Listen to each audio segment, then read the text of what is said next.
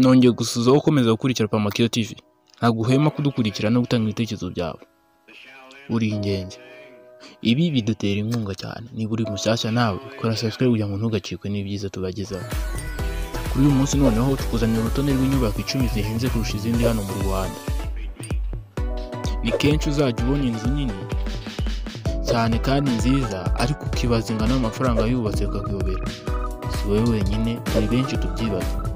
Ni nayo mpamvu kuri inshuro twahisemo kubazanira urutonde rw'inzu 10 za mbere zihenze muri iki gihugu cyacu, ndetse n'akayobozi zigiye zitwara. Icyakora icyo tugomba kumenya ni uko burya agaciro k'inzu katagendera ku bunini bwayo, ahubwo inzu ishobora kuba ari ntoya ariko ugasanga irahenze bitewe n'ibikoresho byayubatse cyangwa se n'ibirimo imbere. Dore urutonde rwose. Turahera ku mwanya wa 10. Ku mwanya wa 10 dufiteho Kigali Heights. Yatwaye miliyoni 16,900 z'amadolari. Iyi nyubako abantu benshi bemeza ko imbere igaragara neza ku jisho. Amabara yayo y'ubururu avanzemo umuhondo muke yakunzwe na benshi cyane. Ni inzu y'ubucuruzi kandi nini cyane iherereye mu karere ka Gasabo. Ibi bivugwa ko yuzuye itwaye asaga miliyoni 16. Aya nayo akaba arengaho gato kuri miliyari 14 mu mafaranga y'u Rwanda. Ku mwanya wa 9 Muhimva Investment Corporation MIC. Ni inzu y'ubucuruzi nayo iherereye mu mujyi wa Kigali mu karere ka Nyarugenge, yuzuye itwaye miliyari 14 z'amafaranga y'u Rwanda. Ku mwanya wa 8 dufite Kigali Business Center KBC. Iyi nzu yatwaye miliyoni 17 z'amadolari. Iyi nyubako yamenyekanye cyane kuva kera, yaje kuvugururwa nyuma kugira ngo ijye ku rwego rugezweho ndetse ikaba yuzuye vuba.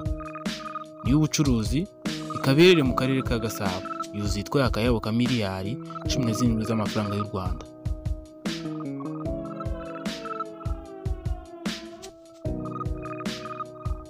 Ku mwanya wa 7 haza BPR Headquarters.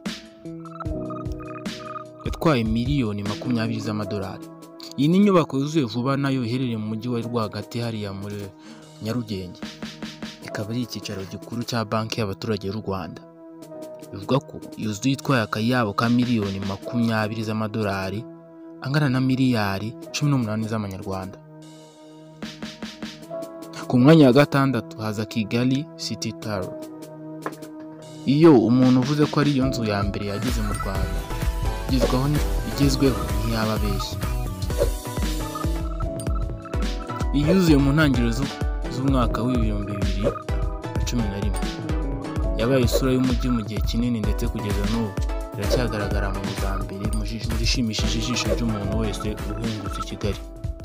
Iyi rero bivuga ko yatwaye amadolari miliyoni 20, angana na miliyari 18 mu mafaranga y'u Rwanda nayo.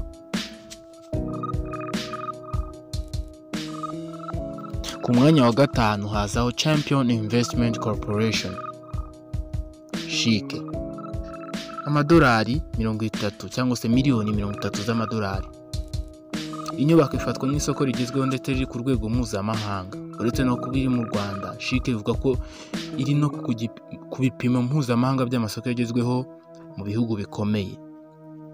Iherereye mu marembo y'umujyi wa Kigali ndetse bikaba bivuga ko yubatswe ku kayabo ka miliyoni 30 z'amadolari, arenga gato miliyari 27 mu mafaranga y'u Rwanda. Umwanya wa 4 dufite Ubumwe Grand Hotel. Twaye miliyoni z'amadolari 34. Iyi nyubako yihereye agashya koko ariyo nzu ibarizwaho hejuru yayo. Abenshi basanzwe bamenyereye ko pisine ziba hasi, ariko bwashije kugera ku gasongero kayo watangaye cyane. Iyi rero nayo yubatse mu mujyi rwagati mu karere ka Nyarugenge. Bikaba bivuga ko yatwaye akayabo ka miliyoni 34 z'amadolari, ubwo ni miliyari 31 z'amanyarwanda. Ku mwanya wa 3 haza Makuza Peace Plaza. Miliyoni 42 z'amadolari. Iyi nyubako nayo ifatwa mu nziza u Rwanda rufite ikorerwamo ubucuruzi bugezweho, ikaba iherereye mu mujyi wa rwagati. yubatswe n'umunyemari w'inyakwigendera Makuza Bertin, ariko nawe wari nyiri uruganda rukomeye rwa Rwanda Foam rukora amatora. Bivuga ko iyi nyubako yatwaye miliyoni zisaga 42 z'amadolari ya Amerika, akaba asaga amafaranga y'u Rwanda miliyari 38. Umwanya wa kabiri haza Kigali Arena. Kigali Arena ni inyubako y'imikino n'imyidagaduro zo mu kwezi kwa karindwi uyu mwaka. Ndavuga umwaka wa 2019. Nayo yubatswe mu karere ka Gasabo i Remera hafi ya stade y'igihugu. Kigali Arena uretse no kuba ihenze, ni inyubako yo mu rwego mpuzamahanga cyane mu rwego rwo kwakira imikino ikinirwa mu nzu cyangwa se mu nyubako. Ifite ubushobozi bwo kwakira abantu 10,000 bicaye bose. Iyi rero nayo yubatswe nk'abanyaturikiya ndetse bikavuga ko yatwaye miliyoni 104 z'amadolari, ayangana na miliyari zirenga 95 mu mafaranga y'u Rwanda. Tugeze kuri wa mwanya mwese mwari mutegereze, umwanya wa mbere. Umwanya wa mbere ni Kigali Convention Center, amadolari 300, miliyoni 300 z'amadolari. Iyi nyubako imaze kumenyererwa nka KCC. Iyi nyubako yavugishije benshi kuva yakuzura, haba mu Rwanda ndetse mu mahanga, ahanini bitewe n'imiterere yayo. Iyi nyubako ikubiyemo ibice bibiri birimo Convention Center ndetse na Radisson Blu Hotel. Yubatse mu karere ka Gasabo ahazwi nko mu Rugando. Abantu benshi mu gihugu bose baba bifuza kuyikandagiramo, abandi bakifuza byihuse kunyuramo. Iyi nzu rero yubatswe na kompanyi y'abanyaturikiya ndetse bikaba bivuga ko yubatswe n'akayabo ka miliyoni 300 z'amadolari ya Amerika, ayarenga miliyari 280 ubaze mu mafaranga y'u Rwanda. Ni menshi cyane. Urutonde rwacu naha tururangirije. Ndakiye kumaze kumenya zimwe mu nzu ziri hano mu mujyi wa Kigali n'amafaranga yazubatse. Ndagushimira cyane ko wakomeje kudukurikira kandi kuburangije ino video. Nibagiwe gukora subscribe kugira ngo n'indi video tutagukuzanira uze kuba mu ba mbere bayibona. Komeza ugire ibihe byiza.